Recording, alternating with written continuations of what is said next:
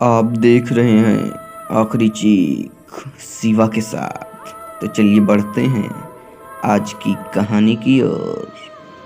दोस्तों, मेरा नाम पवन है और मैं यूपी के बलिया के एक छोटे से गांव का रहने वाला हूं। मैं पढ़ाई करने के लिए घर से बाहर ही रहता था और घर की स्थिति ठीक न होने के कारण मैं जोमेटो में पार्ट टाइम जॉब भी करता था।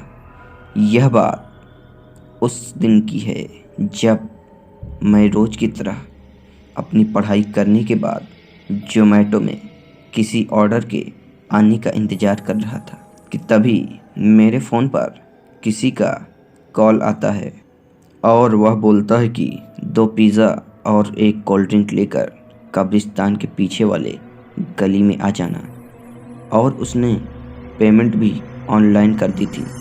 मैंने बिना सोचे समझे पिज़्ज़ा को लेकर उसके द्वारा बताए गए पते पर जाने के लिए निकल पड़ता हूँ। मैं कब्रिस्तान के गेट नंबर 1 पर पहुंचकर उसको कॉल करता हूँ, लेकिन अभी वह कॉल नहीं उठा रहा था। थोड़ी देर में वहीं पर मैं खड़ा रहता हूँ कि तभी मेरे कानों में कब्रिस्तान के अंदर से आ रही कुछ आवाज़ें सुनाई पड़ती हैं, जो कि किसी की पार्टी होने की जैसे लग रही थी। मैंने अपनी बाइक को सड़क के किनारे लगाया और बाइक को टांग कर कब्रिस्तान के अंदर दाखिल हो जाता हूँ कि तभी मेरे फ़ोन पर उसी का कॉल आता है और दूसरी ओर से आवाज़ आती है कि जहाँ खड़े हो वहाँ से सीधे बाईं ओर आ जाओ, जहाँ पर पुरानी कब्रिस्तान है। मैंने घबरा कर कहा, आप कहाँ हो? दूसरी तरफ से फ़ोन कट जाता है।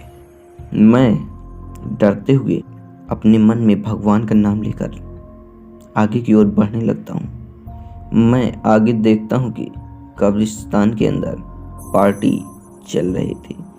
मेरी समझ में नहीं आ रहा था कि रात को वो भी कब्रिस्तान में कौन पार्टी करता है। मैं पिज़्ज़ा लेकर उसी तरफ बढ़ रहा था कि तभी एक सुंदर सी लड़की मेरे पास दौड़कर आती है और बोलती है कि आ गए तुम, लाओ कहाँ है पिज़्ज़ा। मैंने उसके हाथों में पिज़्ज़ा थमा दिया और वह लड़की बोलती है कि आज मेरा 9वां जन्मदिवस है, तुम भी पार्टी में शामिल हो जाओ। लेकिन उसको देखकर यह नहीं लग रहा था कि वह 9 साल की होगी। वह लगभग 20 से 22 साल की एक नौजवान लड़की थी। वह लड़की मेरा हाथ पकड़कर उन लोगों के बीच में ले जाने लगती है। मैं डर के मारे कुछ कर भी नहीं पाता। मैं वहाँ बगल में जाकर खड़ा हो जाता हूँ और सबको देखने लगता हूँ कि तभी मेरी नज़र उस लड़की के पैरों की ओर जाती है, जो कि उल्टे थे।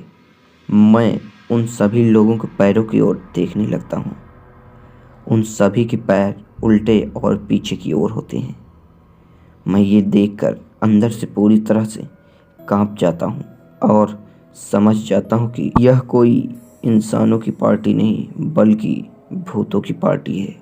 वह लड़की और 2-3 लोग मेरे पास आते हैं और मुझे डांस के लिए बोलते हैं।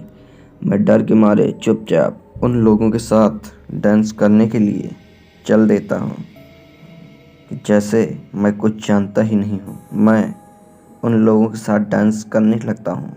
अभी रात के 2 बजने वाले थे। वह लोग मुझे खाने के लिए पिज़्ज़ा देते हैं। मैं पिज़्ज़ा को चुपचाप खा लेता हूँ।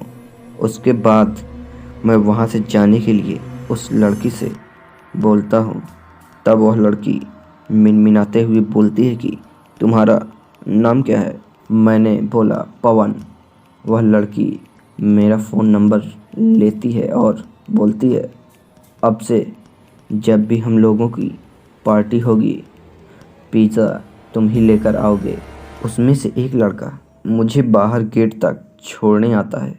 मैं जल्द से अपनी बाइक की ओर भागता हूँ और बाइक को स्टार्ट करने लगता हूँ कि तभी इतने में उस लड़के को शक हो जाता है कि मैं कोई भूत नहीं बल्कि इंसान हूँ। वह अब अपने असली रूप में आ जाता है। उसके चेहरे से मांस के चीथड़े लटक रहे होते हैं, उसमें से खून निकल रहा था। वह मेरी ही तरफ दौड़ते हुए आने लगता है, लेकिन तब तक भगवान की दया से मेरी बाइक स्टार्ट हो जाती है और मैं वहाँ से बाइक को हवा की तरह लेकर गायब हो जाता हूँ। तब से मैं रात के समय कब्रिस्तान वाले इलाके में डिलीवरी नहीं करता और मैंने उस दिन अपनी मौत को अपने सामने देखा था। तो दोस्तों, यह रही मेरे साथ घटित एक सच्ची और दिल दहला देने वाली घटना।